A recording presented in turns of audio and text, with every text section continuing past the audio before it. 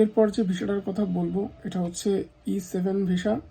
E7 visa হচ্ছে skill visa, অর্থাৎ যাদের স্কিল আছে, ওয়েল্ডিংয়ে থাকতে পারে, গ্রাইন্ডিংয়ে থাকতে পারে, বা হেভি ড্রাইভিংয়ে থাকতে পারে, বা যে কোনো পেশায় তার স্কিল থাকতে পারে। তো সেই স্কিলটা যদি কোরিয়ার প্রয়োজন হয় বা কোরিয়ার কোনো কোম্পানি মনে করে যে আমার স্কিলের এই কর্মীটা আমার প্রয়োজন, আমি ওই দেশ থেকে ওই কর্মীটা আমি নিয়ে আসবো, তো সে স্কিল ভিসায় আসতে পারে।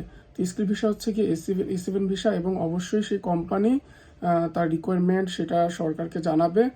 জানানোর পরে ওখান থেকে সে সব কিছু প্রসেসিং করবে, এবং আপনি স্কিল ভিসা এবং সে কোম্পানির সাথে আপনার যদি চুক্তিপত্র হয়, তখন আপনি স্কিল ভিসায় কোরিয়াতে আসতে পারবেন।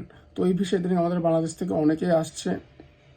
ওয়েল্ডিং ভিসা আসতেছে শিপইয়ার্ডে আসলে কোরিয়াতে জনবলের অনেক ঘাটতি, যার কারণে দক্ষ ওয়েল্ডার তারা খুঁজতেছে। তো দক্ষ ওয়েল্ডার হিসেবে আপনি কোরিয়াতে আসতে পারেন শিপইয়ার্ডের কাজের জন্য।